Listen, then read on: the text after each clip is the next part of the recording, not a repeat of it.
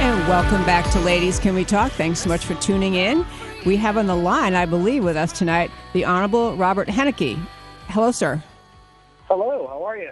Very well. I'm so glad to have you on. I mentioned briefly before our break that Rob Henneke is the General Counsel and Director of the Center for the American Future at the Texas Public Policy Foundation. And part of what they've been looking at is the climate deal that the president, or actually it was John Kerry, I guess, but that 175 nations, I believe it was, signed on to this past Friday at the UN. This was the deal hammered out in Paris, and it's the big climate deal. And I want to start with, I think President Obama, he has announced he's not going to run this deal, this commitment by the Senate.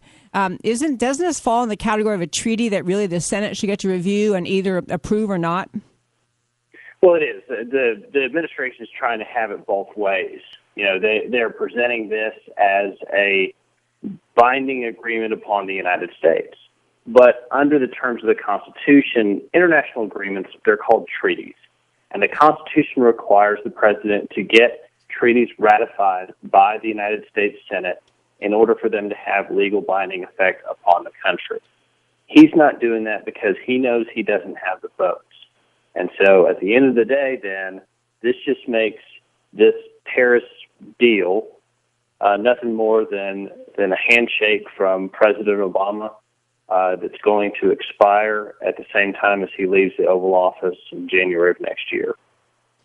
Well, that's exactly the concern, though, is I think that I think President Obama is going to act as though and speak and try to have the agencies he controls act as though this is a binding deal. But I'm really glad you're saying that because the Senate has not and will not be given the opportunity to vote up or down. This is just a suggestion by the president, right?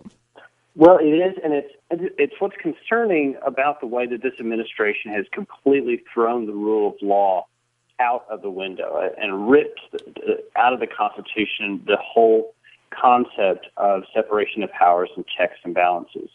It came out here just recently that this Paris deal is illegal for the United States to be a signatory to because of the UNFCCC's recognition of the state of Palestine as a member state in this agreement.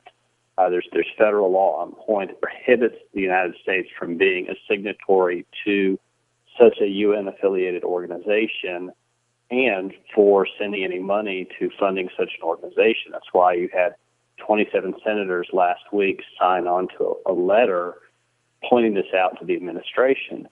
So here you have the executive branch barreling forward and expending unappropriated taxpayer funds and ordering that federal agencies take actions to, comply with President Obama's handshake when he doesn't have the legal authority to do so, and there's no backing by the government as is supposed to happen under the Constitution. Wow, I had not read that particular point, that even if the Senate were to address it, they wouldn't ratify just on that narrow point that you would think. They would call attention to that. But I also want to ask, so, for our listeners, everybody loves nature and they want they want us to be good stewards of the earth. But we also have recognized in recent years the need to look at what is it the extremists or the environmentalists are saying this deal would do, and what would it really do. But even more narrowly, I have a lot I want to get in this short 11 minutes. I guess I want to get to what would happen in America. What would be the negative consequence to America if the Congress and everyone in America went along with this and treated it as a treaty? How bad is the deal for America? Well, the deal is conditioned upon the United States reducing the amount of carbon dioxide emissions that are collectively produced. And this climate handshake ties into the Clean Power Plan that the administration has been pushing forward that was recently stayed by the U.S. Supreme Court. But the Clean Power Plan is the mechanism with which this administration is trying to comply with its, what Obama has agreed to do as far as reducing CO2 emissions in the United States. And under the Clean Power Plan, you're looking at forcing the closure of fossil-fueled electricity generating units, coal power plants, natural gas power plants. And the result of that is going to increase the cost of electricity for every American, which is going, in some places, it's estimated that electricity will be 40% more expensive than what it is now.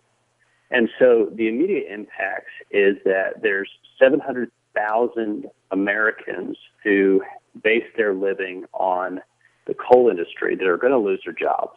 You've got companies that are already declaring bankruptcy because of this war on coal generation, even though coal companies and coal power plants have gotten very, very clean and efficient in the way they generate electricity. You have the prediction that the clean power plant is going to increase poverty rates among Hispanics and African Americans by 20-something% because of the increase in electricity rates, and how this, environmental left climate agenda is really going to hurt the poor and those on fixed incomes like senior citizens. And at the end of the day, it's not going to actually do anything, because even under the EPA's own projections, if Obama's Clean Power Plan got put into place exactly to the period how he has proposed it, it would only impact less than 1/100th of a degree of worldwide temperature over the next 90 years. I have to jump in and ask, are you saying that if the deal that was struck in Paris and just signed on Friday at the UN by 175 nations, even if every country complied with the terms of it, it still would only, you have to say the numbers again because I didn't write it down, but would still essentially not have any impact on global temperatures? It's projected, the part that Obama has tried to commit on behalf of America. Okay. If America implements that, it is not going to have any meaningful impact on worldwide temperatures. In fact, the EPA admits this as such. The EPA says, well, but it's still a symbol for the world, even though there's no substantial benefit for all of the pain that this clean power plant is going to cause on the United States. But the goal of this Paris climate deal is to keep worldwide temperatures from increasing more than 2 degrees Celsius.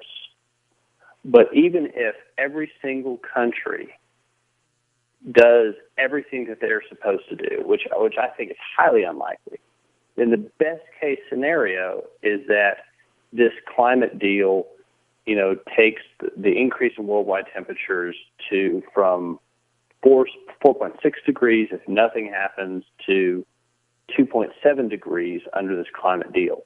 So it even fails their own goals as far as what they're saying the goal is, as opposed to what the science and data say will happen. Wow. I have to tell you, there's an expression you used, and actually in preparing for this conversation today, I read quite a bit about this. There's an expression I think that would be really wise for those who are concerned about the climate deal to start to use, and that is this expression, green energy poverty, helping people see that the climate change deal that, whether, even if well-intentioned, it will actually hurt for the most part, it will hurt the poorest Americans, who will have a great increase in the cost of their energy to heat their homes, to keep their lights on at home, for all the things they need. It'll cause harm to the least among us. That's supposed to be who the left cares about the most, but it's sounding like what they're willing to sign on to is really going to hurt Americans, and I think that's just a fabulous point against this whole deal. Two things to say in that. You're exactly right about where this is really going to impact. The Per Dallas Rural Electric Co-op is a rural electric cooperative here in Texas. It's the largest rural electricity provider across the nation. They've crunched the numbers and have determined that the Clean Power Plant is going to increase electricity rates and costs for their customers by 40%. In fact, I think it's 44%. Think about that. Think about your electricity bill that you get every single month. Now add another 50% or 44% on that. For some customers, especially here in Texas where we have very extreme temperatures during the summer, you're talking about, $100, $200 extra per month that these customers are going to have to pay. But, I'll also say in Germany, in the EU, where some of the... Rob, I'm sorry, we're getting very close to a break. We're talking to Rob Henneke of the Texas Public Policy Foundation, who's given us a lot of reasons to have great pause about this energy deal, including it is not being run by the Senate. It's constitutionally required to do. It's going to drive up energy costs. At the end of the day, it's not going to reduce temperatures in any significant way. Rob, I'm sorry, we're up against a break. Thank you so much for calling in.